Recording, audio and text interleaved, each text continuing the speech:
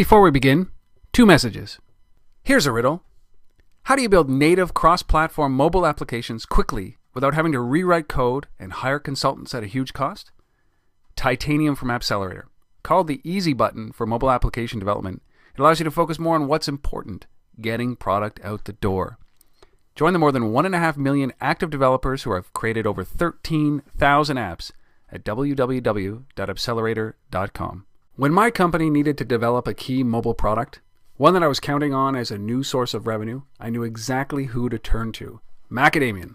They delivered on time with incredible attention to detail, and I was able to get product into customers' hands faster than I ever thought possible. I've personally known them for 10 years, and they do make great products even better. Check them out at www.macadamian.com.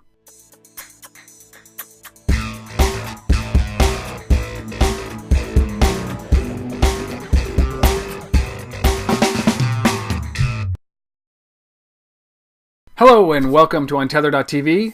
I'm your host, Rob Woodbridge. This is where we have casual conversations with mobile rock stars, and bringing you another one, actually a native San Diegan, Californian, Southern Californian, Beau Haugh, who is actually in Montreal, and we'll get to the root of that as to why he would give up sunny San Diego, one of the nicest cities on the planet, to go to another place but suffer through the spoils or the pain of a Canadian winter.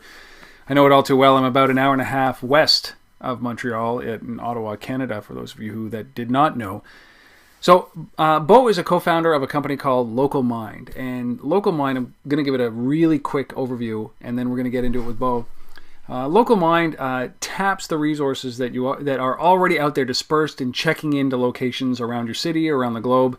And it allows you to ask them questions or post questions to people who actually have checked into those locations. So say you're interested in going to a bar, or you're interested in going to a restaurant on Mother's Day, which just passed, and you want to know if there's a lineup or how long the wait is, or if there's a good scene there. You just simply, through Localmind's mobile app, you just ask the question, and somebody who's checked in there will get a notification who's using this application and hopefully answer you in a way that helps you. So, Beau, did I get that right? That's the gist of what it is? You nailed it, man. So this is so Beau, thank you. Welcome to Untether.tv. Right. Thanks for being here. Really appreciate it. It's my pleasure. This is one of these like big void fillers when it comes to social and geolocation services like Foursquare, Gowalla, Yelp, all these guys who, so what, I've tagged, so what, I'm here. Now, how do we add value to it? So this is really of great value to those people that are interested in going out or trying to figure out where the scene is, or if there's a lineup. I mean, this is how did this come up? How did this idea materialize?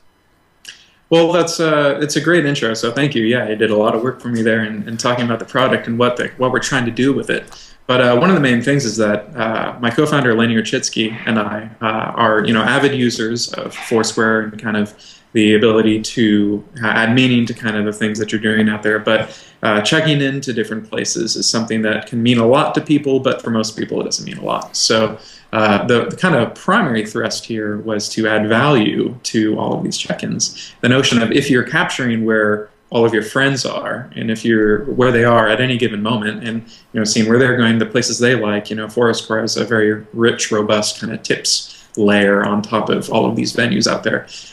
You have the system that is immediately queryable because Foursquare has this great API of knowing where everyone is at any given moment. And so Lenny and I are keen on building a new layer on top of that, which is knowing.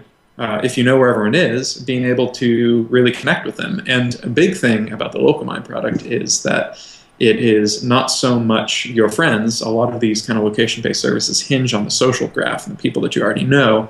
And while we don't aim to be, a dating service per se, the notion of connecting with people that you don't know at the places that you do know, I already have an affinity for this bar down the street or, this park or something like that. And if I want to know what's happening there, I can connect to a person there, whether I know them or not, and get the lowdown. So that's kind of a huge thing. One thing that Lenny was working on, and he obviously could tell the story better than I, but it's a very amusing thing, and it's a great way to be an entree into kind of how Localmind came about, was when Foursquare first released its API, both Lenny and I are huge API guys. He wrote an app called, and maybe you've heard of it, called Assisted Serendipity, which is querying the Foursquare API to see who is at a given venue, where you can determine the guy to girl ratio at that venue. And you can set up, I know, right? You can set up an alert on venues you're interested in. Again, say my favorite bar down the street, or a park, or something like that. And the service can asynchronously alert you saying, hey, maybe you should go check out this bar right now because there are 4 ladies and only 1 guy. And if you're interested in meeting, women, that could be a thing. And so it was kind of a fine line because really it was the purest intentions. A lot of people describe this, and it's, it seems kind of, maybe possibly creepy. There are competitors in that space actually that are a little more overt, and I won't name them, you might have heard of them. But really this was just kind of a fun thing to do with the Foursquare API. Again, via Foursquare and other location-based check-in services, you can know where anyone is at any point. And so there are a lot of fun things you can do with it. And people haven't started doing that. And so that's kind of the idea where Localmind came from. If you know where everyone is, connect, ask questions, get answers, really know anything, anywhere. It's quite literally, crowdsourcing, and it's real-time crowdsourcing. This is what it would be, right? It's not Exactly. kind of... It's not polling after the fact. It's not it's not even just about knowing that there's 30 people in one location. It's literally about knowing tactical things or about that one location. And again, as you said, I love the fact that it's not about knowing the people there. It's just about knowing that you like that venue and there are people there. I did a search locally. There's somebody sitting in Ottawa, University of Ottawa right now, that I could actually go out and reach out and ask them a question. And I don't have one yet, but I will. Ottawa doesn't have a lot of activity in this that I've seen, but we'll talk a little bit more about how you go about propagating this. So you guys are brand new, right? So you're telling me before that you launched the website in February, and then what was the chain from that point forward? That's a great question, Rob. We have been working on this product only since December, so it's very new. And for December, January, we're very heads down. And we released the web application built very much on top of the Google Maps kind of API in February as a validation of this product that we're building, because this is a brand new thing. No one was doing anything very similar to this. There are a couple of competitors in the space who are kind of doing Q&A. Certainly not, in February. If they were, it was not so similar. But we released the web application to kind of validate, would people be into this? And you could use the web application to send a query to a user via Foursquare or via SMS. And a question would come down, you answer it back via SMS, very much like Twitter's early days. Yeah. And the thing is that the advantage we have in 2011 is smartphone devices with data plans and push notifications are a very robust ecosystem right now. So SMS was just kind of an early medium. And so we got going with a web application, and it was immediately apparent that this is going to be a mobile application. This is going to be a mobile ecosystem. People are going to be using this when they are out and about answering questions, but even more so, people more and more in this kind of mode of not so much sitting at your computer kind of researching something, but really just you're in a mood to get up and go. A mobile device is fantastic for that kind of thing. It's the same thing you hear about people using their iPhones and Android phones and smartphones and iPad devices, even though they're at home and they have a computer 6 feet away. It's engaging with a mobile device, and oh yeah, certainly checking Localmind. That's the kind of mode. So we got to work on the iPhone app immediately, and then kind of started queuing up Android development soon after. We love the Android platform. It just so happened that we got our iPhone app out first. Yeah. But we knew the mobile platform was the way to go. So we launched the iPhone app at South by Southwest in March, and that had a great response. It was still very, very young then. And Lenny secured a video interview with Robert Scoble that went really well, and Robert eventually called it his favorite app from South by Southwest. So that helped a great deal in people finding the app and giving it a shot. Scoble is a hub, that's for sure. Indeed, we're big fans of his. Yes, and he's a machine when it comes to scooping up and finding some of these best unknown talents that are unknown companies and driving activity to them. But you're in Montreal. That's right. All right, so Montreal, Canada. You're native Californian, and Lenny's from California as well, right? He is. How did you end up in Montreal? I mean, what's a guy from San Diego doing in a place like Montreal? Well, Canada's great. What other reason do I have? Come on. I love it. I mean, it's certainly the best place on the planet to live, best country on the planet to live, and it's a biased opinion, but I'm sure we can get into an argument about that. But great story. I mean, you guys are up there because of what you're doing. Exactly. So Lenny, it's not a girl. No, it's not. No, yeah. One would say it would be maybe the opposite. No, Lenny and I were nice. Working together at our old company. The story goes, he was running in the engineering department at our old company, and he hired me a couple of years ago, and we worked together, and he was promoted into the head of R&D for a different department, and then I was running the engineering department there too, and so we worked together a great deal, and we became friends, and worked on a lot of different projects. But Lenny is also an active speaker. I recently gave a great talk, very similar to the app I described, the Assisted Serendipity app he built, and that is the notion of losing serendipity with these kind of services that we're using these days. We are missing out on a lot of the kind of serendipitous chance occurrences, some of the best parts in life. And so he had developed this great talk about that he gave at a great conference last fall called Bit North, that is incidentally right here, or right outside of Montreal, and that was being put on by one of the partners, Alistair Kroll, of a new startup incubator that was just forming here in Montreal called Year One Labs. And so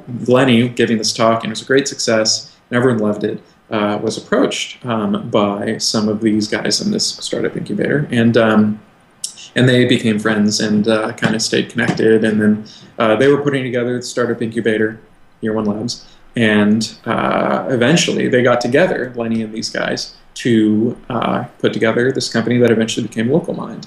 And so Lenny started out on his own, and then I joined him soon after that as a co-founder, and so we're founding this company together. And they're out here in Montreal, and we came out here to work with them because we're first-time entrepreneurs, and we have been dreaming of this day for so long to do something entrepreneurial like that. I myself have made a couple goes in the past, but and met with limited success, but this is on a bigger scale right now, and these guys are helping us get there. And we are all in on this project, and moving out of the country was nothing compared to some of the other things that we did to get here. So we're excited to take this exactly where it needs to be, and part of that was moving here to Montreal. And I think it's great. Year One. Do you know how many companies are incubated inside there? Yeah, so there's around right now, this class more or less, of 5 companies. Yeah. So we were one of the first, and then the other guys started piling in, and that's the great thing about this. You hear this about other kind of startup accelerators / incubators. It is, half of it is, I won't even say half of it, far less than half of it is the actual startup capital and, office space and internet and free coffee and white walls. Yeah. I'm sorry? And white walls. And white walls, exactly. Check it out behind me. I could show you the whiteboard over there. And, some of it's that. And largely it's about the expertise of having these guys who've been there before, who can tell you, oh, yeah, well, in this scenario, we're doing a financing round like the way we are right now, who have been through it so many times to be able to describe and help and assist. That's huge. Yeah. But another huge component is the connections you build with these other founders, these other entrepreneurs who are very much in the same boat as you. I've only been around these guys for a short while, but the other companies, Lenny's been here longer than I. And already learning so much from them and them learning from us. The notion of having a selective class of people that you can learn from, too. It's this, I don't want to use the term collegiate atmosphere because that's not so much the collegiate notion of study, but a bunch of people who are hell-bent on building great things is a very infectious kind of atmosphere, and then it's easy to feed off that. You come into the office, springing your step every morning, and I love it. Ready to kick butt. Love it. See, it, man. I mean, that's the attitude that you want to do, and I think that during the .com era, there were these incubators, and companies that spawned from those were I guess the cream of the crop, and then for 10 years there was a void of incubators, and now we're seeing this with Y Combinator and Techstars and Year One Labs.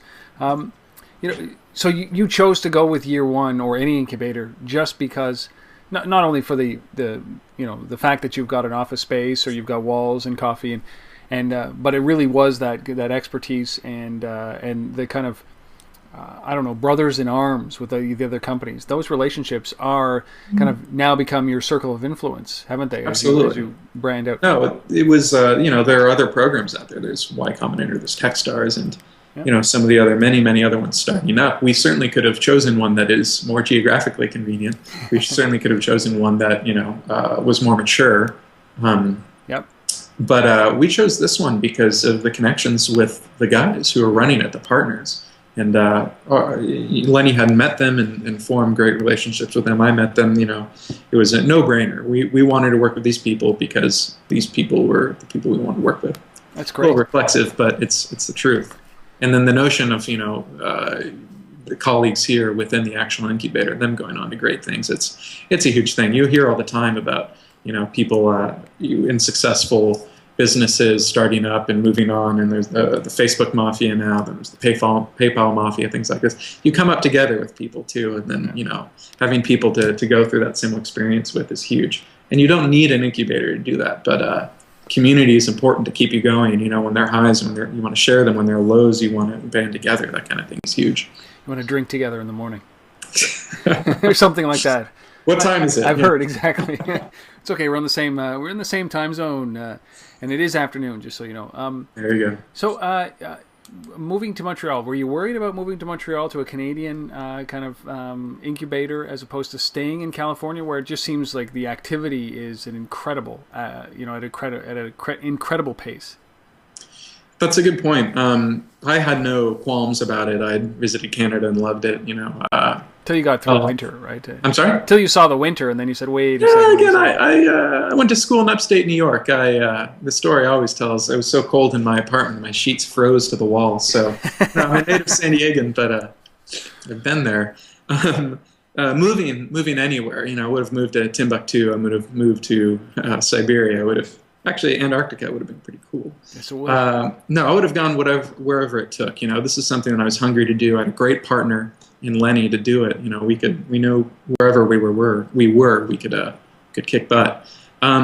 Given that there were so many other opportunities in California, it never really came to a critical decision choosing, a venue. This was where it was. This was the opportunity. We were going to seize it. Mm-hmm. So right now, that's something we're looking at, in terms of we're growing this company. We're pursuing a round of financing to bring on more people and continue building this great thing. And so the question is, do we stay here or do we move out west?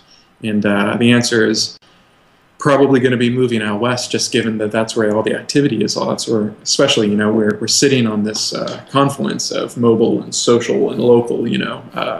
Given that we're right in the middle there, we really feel strongly that being out there is probably going to be the thing that we need to do. And it's not for want of talent out here in Montreal. Montreal is a burgeoning startup community that's fantastic, and there are even some really big wins recently too. Radian 6 was just acquired too, and a lot of really great stuff happening out here. But at the same time, we need to do what's right. Where we moved out here because we're invested in this company and doing what's necessary, and so we're just going to extend that to taking it where it needs to be. So now, is it just the two of you guys, just you and Lenny, doing this right now? It's not. Our third team member is a guy named Nelson, who is easily the best iOS developer I've ever seen. Lenny and I are working together. Put his last name out there and see how many offers he gets. No, I'm just joking. Yeah. I'm just joking. Let's call him Mr. N. Mr. N, yeah. So is Nelson in Montreal, or is he in San Diego? Yes, Nelson's here. Talking about serendipity, finding team members too. That's why having a network and open hack days, which is where Lenny met him. Nice. Are huge. People who are enthusiastic about coming in and building great things often. There's a correlation of people who like to do that kind of thing and people who want to go on to start companies. So we met Nelson through there and blew us away with his talent. This is someone who doesn't have a firm kind of programming background. He's actually more in the film actual industry, doing visual effects and a lot of that stuff. But someone whose talent was immediately apparent, someone we got along with super well, the nicest people I've met, and he is a native Montrealer, and he's going to be moving with us. He is. So he's made the decision that if you guys go out west, he's following. Exactly. Yeah. Exactly. So, I mean, people like that, you got to have them on our team, right? You do. Talented, driven, nice guys, no brainer. It's an interesting, because when you find talent like this and you want to make sure that they come with you wherever you go, or they're on board. I'm pretty sure the same way that Lenny said, "Hey, Beau, we're going to go to Montreal." I mean, these are all kind of, I'd say, small tests in a way as you dive deeper into commitment for what you guys are doing with Localmind. But so Montreal, moving back out west, you're raising around. How has that been so far in the experience of raising money? Have you done this before? I've not. No, I've done my own small kind of entrepreneurial things, where starting businesses and whatnot. But those always self-financed. Yeah. In terms of raising money, especially serious venture capital, new to this. So that's where the connection of working with this incubator and these people who've been through it many times before is invaluable, really, truly. And like I said, there's a great community here in Montreal that's only been supportive of us. So this is new to us. It's very exciting. At the same time, we are very keen on building Localmind and turning it into this great product. So for us, it's a challenge to balance securing financing and talking to people who want to invest in us, at the same time keeping the ball rolling on keeping the product great and keeping that going. So it's great to have a co-founder in Lenny that I see eye to eye on. We have a single mind at some point. So he and I can tag team these different things.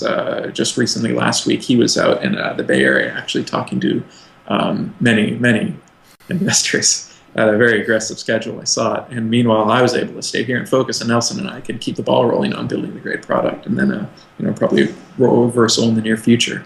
So that's a huge thing for choosing your co-founder too, is someone not only you can communicate with, and not only who can do the job, but someone that you can trust, that you can really hand off tasks to. I mean, even the most important tasks for a company, for a young company, or even an old company, securing financing, taking meetings, that kind of thing, that you can completely trust and delegate to. That's a huge thing. That's a very strength of the partnership there.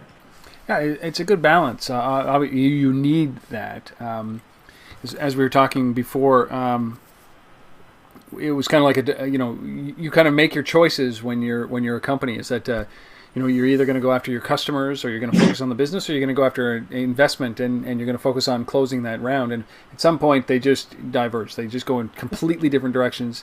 And often companies, when they can't find their first customer or they can't find their first round, there's no jumping back, because there's such a gap between them because you've given up on something. So it's good to know that you've got a partner that has allowed you to, because of the partnership, you guys can focus on the same things that you need to, or the things that you need to, without losing mind or losing sight of what the company needs to survive.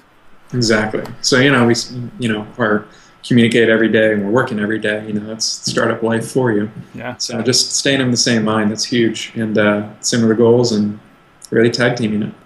So I think we're not talking about the incubator the whole show here. So I want to change tack a little bit and talk about how did Robert Scoble, find you guys? Because it's an interesting thing when it comes down to creating awareness for an application that you're launching at South by Southwest. There's a lot of noise going on there. How did Scoble stumble onto Localmind? And is there a story there, or was it just happenstance? Not complete happenstance. Not a real deep story, but it was really through. It's good. It's really simple, and obviously, there's a lesson in it, and that is it was through a contact of ours, who knew Robert, and pinged him and said, "Hey, you got to check out this Localmind thing. It's launching here at South by Southwest. Check it out." And he's like, "Hey, that sounds pretty cool. Yeah, come by and do an interview." And Lenny, tracked him down, found him in his hotel. Poor guy had been pounding the pavement all day. The man is intrepid, and he did the interview, went great, and It was huge, actually. Yeah. So it was really through someone that Lenny knew that knew Scoble. And that's how that happened. It was lucky of us that he liked it as much as he did, and we are endlessly appreciative of that endorsement. Yeah. And so, yeah, and it didn't hurt that Lenny really killed in the interview. Good job, man. And yeah, so that's pretty much it. And so what does that do for a company like you? Like, I mean, obviously there's a lot of energy around South by Southwest. Lenny hooks up with Scoble, does the interview, nails the interview. Scoble proclaims this the best app or his favorite app from South by Southwest. You kind of end up in, one of my favorite publications on the planet, which is GigaOm. You're on the Economist, CNN. So how does all of that happen in 7 weeks from launch? It's unreal, man. It's been a roller coaster. I mean, cliche. Yeah, exactly. It's okay. I'm full of them here. Don't worry. I'll get into them. Awesome. No, so that was such a huge thing for Scoble's endorsement too. Overnight, we experienced a 30% growth in our user base, which was modest at the time. Yeah. But for us to experience that kind of huge growth right there was pretty unreal. So that felt pretty good. And of course, everyone's picking that up. I got on Tech Meme for that. And that Lenny had done some other interviews. He was out there at South by Southwest with some other publications. So those other ones happened, and then you know how it goes. If there's a story, everyone wants to cover it. Yeah. A funny thing there too is I was talking to my brother yesterday, who's a captain of industry on Wall Street, and he said, "Beau, it took me so long to see this, but Economist, that's my favorite publication on the planet. You're my hero now." And I'm like, "Oh, thanks, Alex." Nice. This is a guy who's pure finance too. On Wall Street there too, that crossover, that's a huge thing. But what really happens, you got to hustle. Lenny was out there. You got to meet as many people as possible. You got to do great interviews with great people. That kind of thing too is, if you're pursuing, like you were saying, the divergent paths, then there's another one over here, which is getting media attention. Talking to the people out there, getting the word out, and so.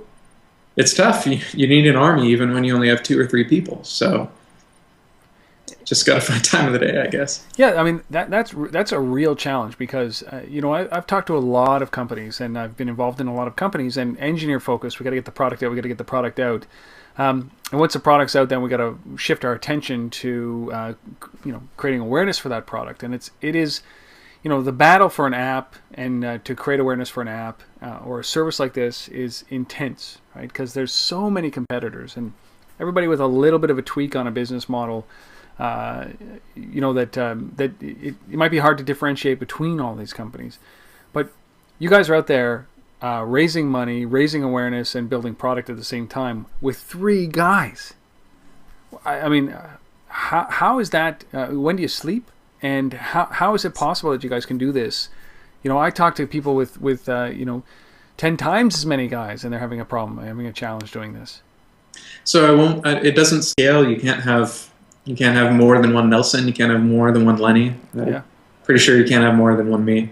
And focus is so important. And this is something this does seem cliche, but it's so true. The reason why focus is so important is because you will be multitasking like crazy for this kind of thing, because you can have a focus on product development and focus on getting the word out. But the reality of it is you're setting up, the actual media attention while you're doing the product development. Right. You will be context switching in a scenario like this multiple times every day, and you must be able to stay focused because you're only going to get chunks of time to work on any individual thing at a time. You need to be able to, however you get in your state, whether it's to pound a Red Bull or put on the headphones or go lock yourself in a darkened room. It doesn't matter. You need to be able to pound through it and break down tasks, get them done, move on to the next thing.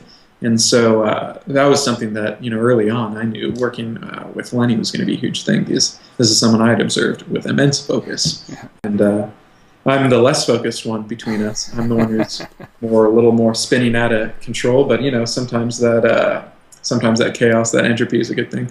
But that kind of focus is vital, because you will have 20 to 30 things to do every day, and then at the end of the week you need to be able to do something, setting priorities like that and just following through on them, and understanding that if you don't multitask, you're going to drop balls. So this is a new breed of company owner and co-founder and development, because everything's wide open. Like you're leveraging a lot of open APIs, like Foursquare, Gowalla. I mean, Facebook. You bring them all those in.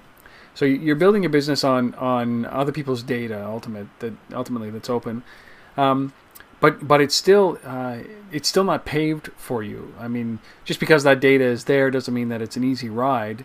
The smarts that you're building on top of that, have to be smart and have to be adaptable, just in case one of these companies starts charging or disappears, right?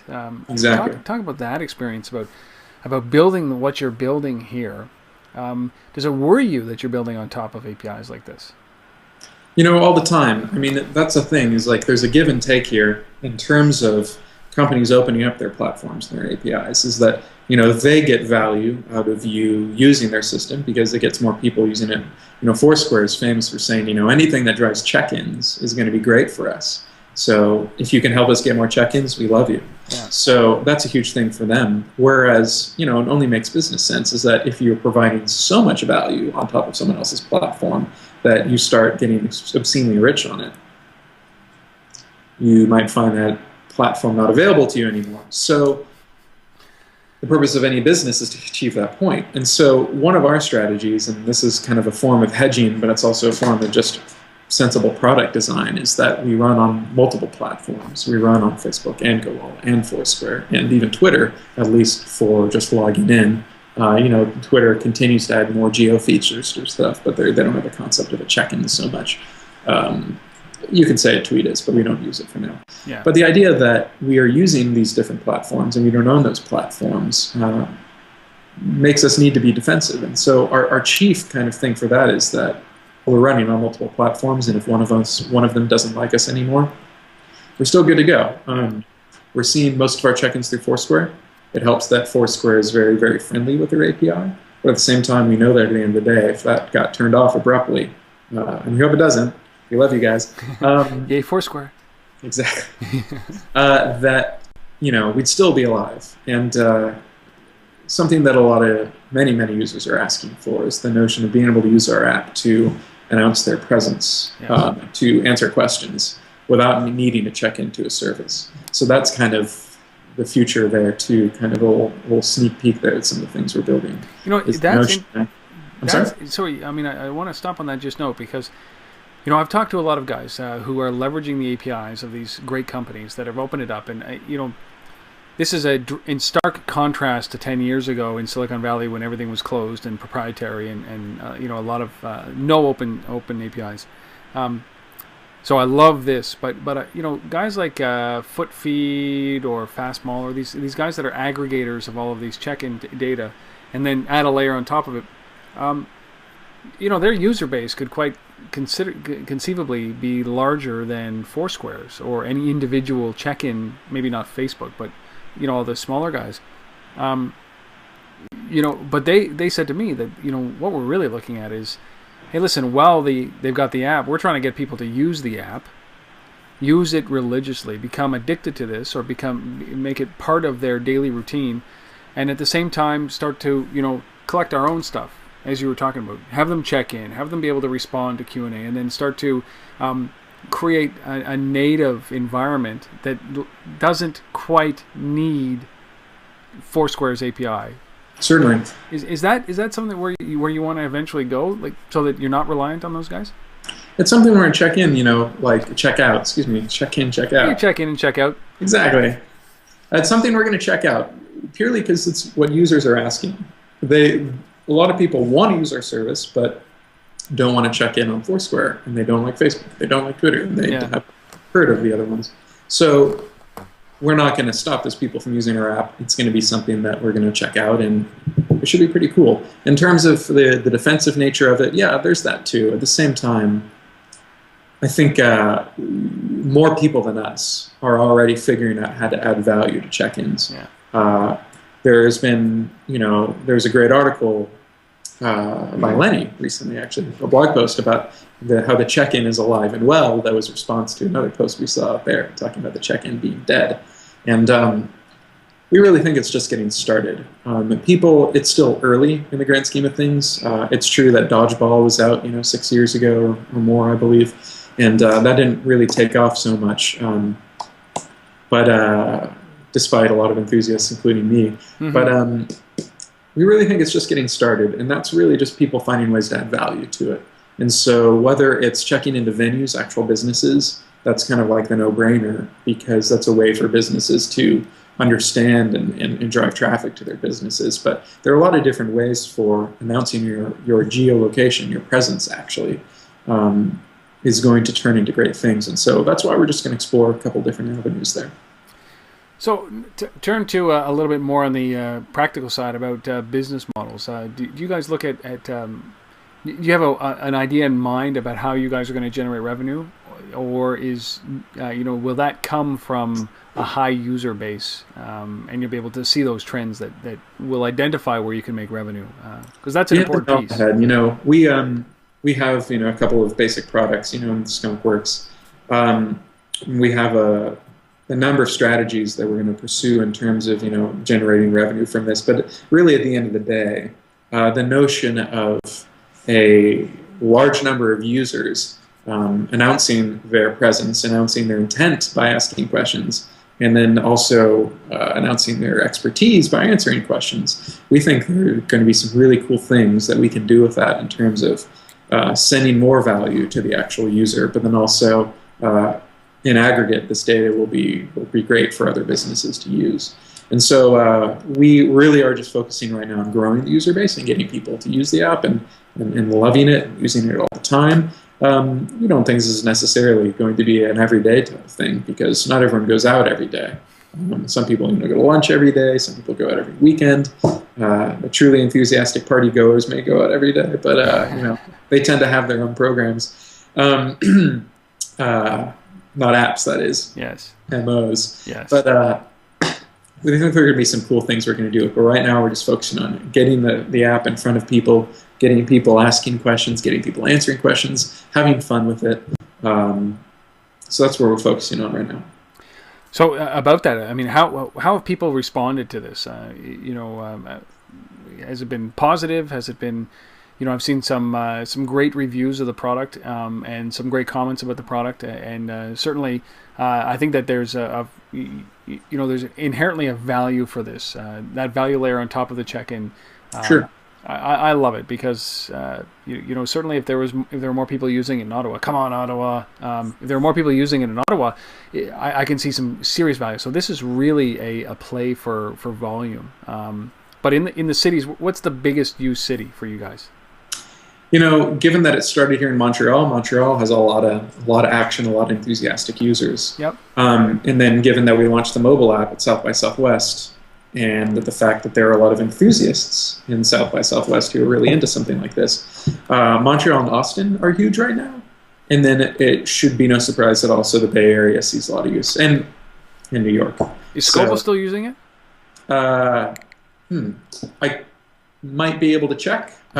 He was using it we were at the Where 2.0 conference, yep. And he was using it there. Yeah, and I love that. The guy's a very loyal user.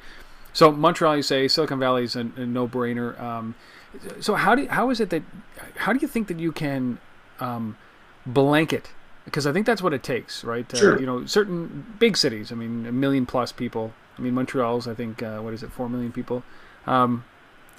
But cities like that have the high concentration of people, high concentration of users. How do you extend that to a city like Ottawa, an hour and a half west, or Lincoln, Nebraska, or Calgary, or I can't think of a smaller one. A city like Albany, New York, right? What are you guys going to do to market this thing so that those people get it, so that there's an awareness? Because there's so much noise out there, man. You know that. It really is, certainly. So the neat thing about this app is that there's immediate value. If you're checking into places, this is just a sidecar to it where you can get a lot of great stuff out of it. One thing that Foursquare was doing that we are kind of extending, which is a lot of fun to get people to use it, is adding this kind of gamification to it. We aren't doing badges per se. We reserve the right to do badges in the future. Disclaimer, I love it. Exactly. And we're not doing that now, but what we are doing is we have this karma points system, yep. Such that if you are a very helpful individual within Localmind and you answer tons of questions left and right, and you're checking into places and you're announcing your presence on Localmind to be asked a question, whether or not people are asking you questions, if you're just a generally helpful person, you should be rewarded by that. And so we reward you with karma points, and if you answer a lot of questions and build up your karma points at specific venues, you level up at those venues. You start out by being a Localmind recruit, then you're a Localmind expert, and then you're a Localmind champion. And all the fun levels there are on our website. Check it out, localmind.com/FAQ, I believe.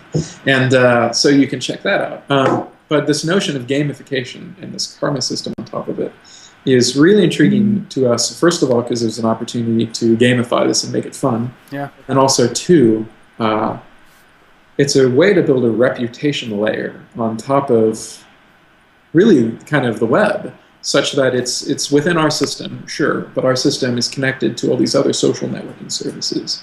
And so here's a way of really determining people being helpful within these social networking services by answering questions fairly kind of objectively. If you answer a question within Localmind and the person who asked it likes your answer, we make it very easy for you to like that. And so send a thank you and say, hey, thanks, that was really helpful, that was rad. And a new feature we released recently that made it possible to follow up that conversation if you really want to continue talking to that person, which we are still waiting for some interesting stories from that. Mike, that's a different story. I want to hear about someone getting married because asking a question at that, hey, is that bar any good? Yeah, you should come over. And we're like, oh, what's on special? Oh, I love Manhattan, so I'll buy you a Manhattan. And I want those people to get married, and I want to be that to be a story. That's one of my personal side goals. That is not officially Localmind stance. But that would be great, wouldn't it? You know, I don't think that there would be anything better than that, unless they named their first child Localmind. Interesting. They shouldn't name it Lenny. No. Anyway, no. So building this reputation layer on top of the internet, people answering questions. I think that's a fair way. A lot of people experimented with this. A book I love by an author I love, Cory Doctorow, Down and Out in the Magic Kingdom. Kind of, if you've read it, kind of explores this notion of within social networks. This is kind of pre-Facebook largely, and then people accumulating reputation. Wuffy it was called, I think is one pronunciation. But the notion of having an objective score of how helpful and influential you are in a community is both kind of creepy, but at the same time kind of cool. So, we're not going for the creepy angle. We're keeping it lightweight here. But the notion of understanding who the helpful people are in a community, in a network, is a real opportunity. And so, especially if it's tied to just the raw act of being helpful. And so, we think that's pretty cool. So to more directly answer your question, how are we going to target cities and develop users in them? We have found that initially we're big privacy guys. Huge on security and privacy and keeping your location and your intent of how you use this service locked down and only the way you want it to be. What we're found is overwhelmingly people love privacy, but they want to show more of what they're doing on the system. So we're letting them do that, and in the near future we're going to be releasing a way, hey, another sneak peek, what do you know, ways for you to expose your profile and who you are and what you're doing in Localmind and the questions you've answered. And so you can share that with the community, and within certain cities there will be leaderboards a la Foursquare where you say this person is being so helpful, they're on the top of the leaderboard. You can unseat them if you're as helpful as they. But that's one way we're going to be engaging specific locales and communities.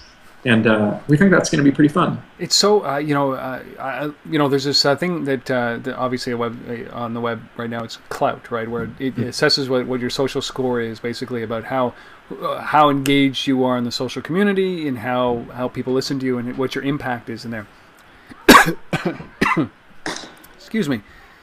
The interesting thing about this is what you're doing with Localmind, with that piece, is that it's so transparent, right? There are people in every community that are like, I'm a helpful guy. I can help you. I can do this. I can do this. And they make a lot of commitments and then walk away without getting anything done. And this is a really great way to quite literally be so transparent that nobody can lie anymore. And that's what's happening in this mobile social convergence piece. Exactly. Is that the BS detector is so high because you can now validate whether or not people are telling the truth. Absolutely. I mean, if it's not telling, it's showing. Yeah. That's what we love about this. Is an opportunity for people I mean, it's not some utopian kind of I think it is future Beau. vision here. I think it is Beau.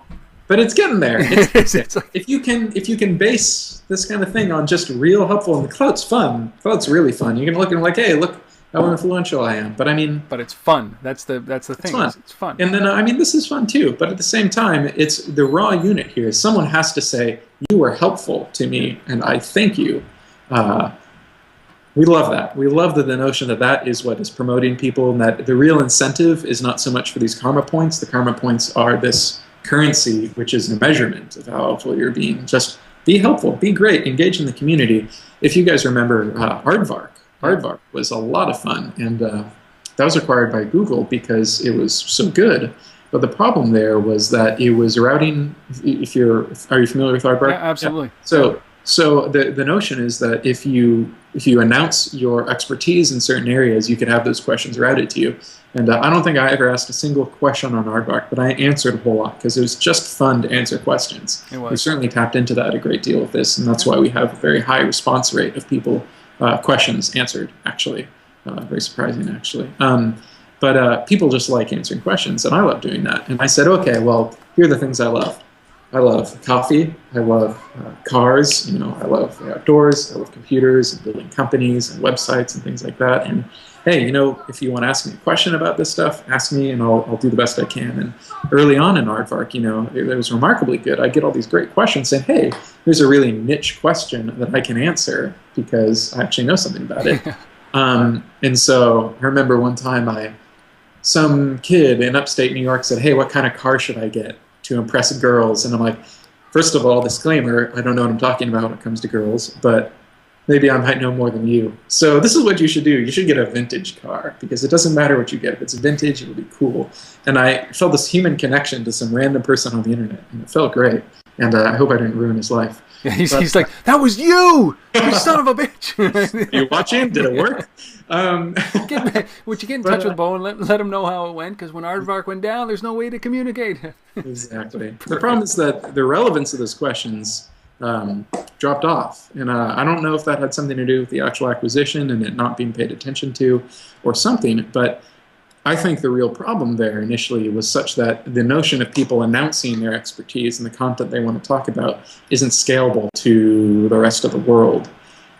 With what we're doing, the difference is you're at a venue, you're checked into it. People who want to ask a question about that venue, you've already proved your expertise in a way already to answer that.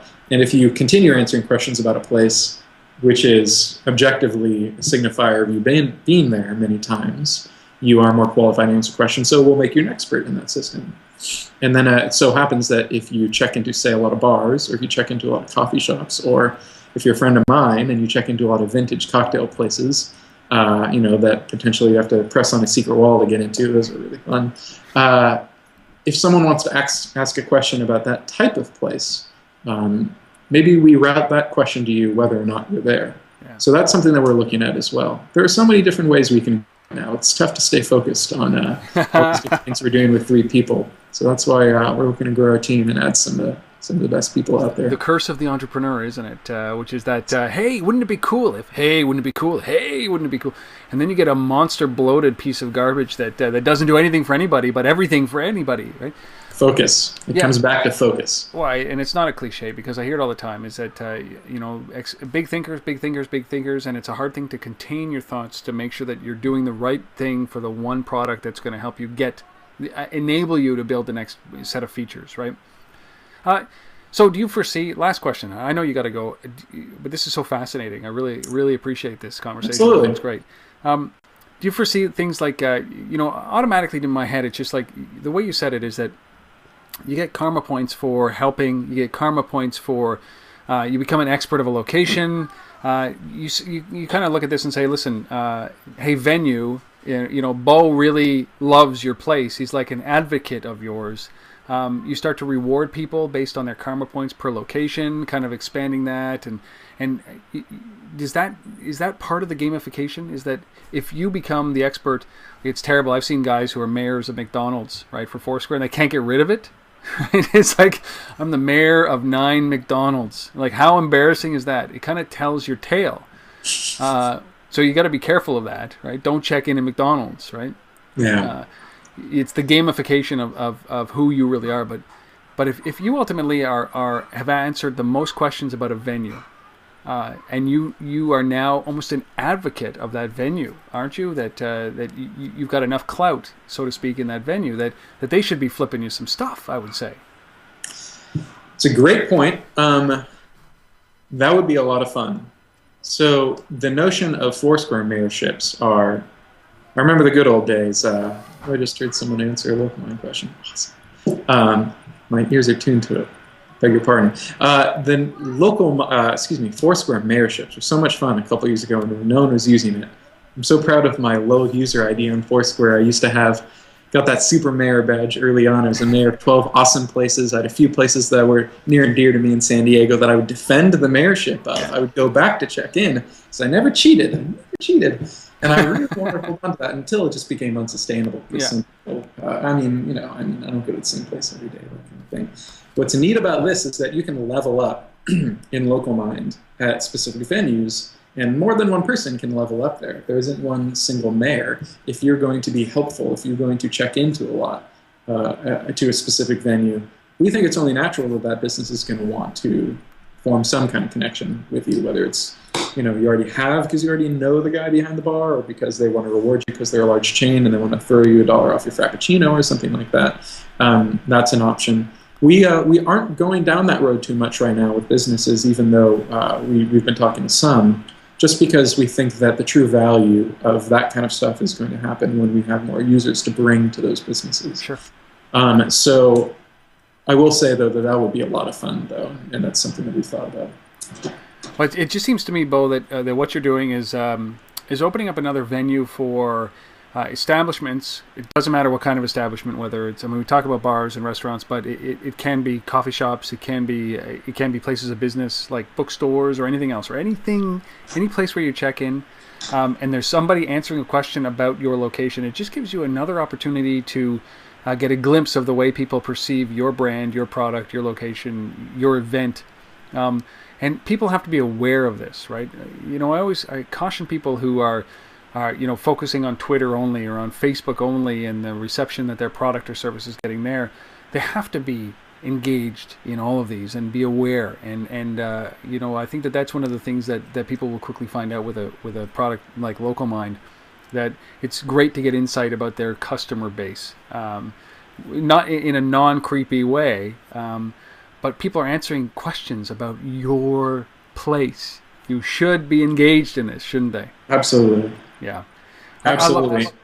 And then you don't have to sign up for some business program, Foursquare for Business, or eventually Localmind for Business, or whatever we do there. You don't have to sign up to need to do that. We'll bring people in there. We'll bring people answering questions right there. And if you want to tap into it, we'll have that data for you. I think you'd have to be somewhat crazy to not want to tap into people that are in your establishment answering questions about your establishment. And I love the idea. I think that GigaOm was accurate in saying that this is really kind of the this layer that you're building is the future layer on the social side. It's the perfect marriage of social, local, and mobile, because it's adding a bunch of value. And as long as it's treated well, it's treated with respect, and the people who are answering those questions are not anonymous people answering those questions, because it seems to expand the scope of reality when people don't use their real name. I think it actually you're much more apt to tell the truth if your name's associated with it. But I love what you guys are doing. I love the fact that you're in Montreal, that you're in a Canadian incubator, and just don't steal any more Canadian talent. Right? That's all I can say about this. Where do people find out information? It's localmind.com, right? You got it. And they can find the app on the App Store. Absolutely, the link's right there. Follow us on Twitter, Localmind, and check it out, man. We have a great iPhone app right now that we're really proud of. We have an Android beta right now. If you're an Android user and you want to check that out, send an email to android@localmind.com. We're opening that up to more people in the near future. Any idea when you're going to launch that, or is it just based on feedback? Very soon, actually. Okay. Probably within about a month's time, probably is going to be the Android. But the neat thing about that too, of course, is that when it's ready, it's up there. You know, we don't have to wait for iTunes. No approvals. Exactly. What about BlackBerry? That's coming along, and what about BlackBerry? BlackBerry, we don't have immediate plans for that because you know, we're talking earlier. We're 3 guys working pretty hard right now, but you know, we hope to get there. Okay. Nice. Anyone out there wants to use our API that we've opened up to maybe make a BlackBerry app, we'd be open to that. You can send go to localmind.com/API if you'd like to check out our APIs. We launched our API a couple weeks ago at the Ware 2.0 conference in Santa Clara, and already got a lot of interest there too. We're a big believer in open APIs. We're building a lot of our stuff on that. So we think there's some cool things that people can do with our stuff immediately. It's very cool. I don't know how you guys find the time. I'd love to just follow you around for a day.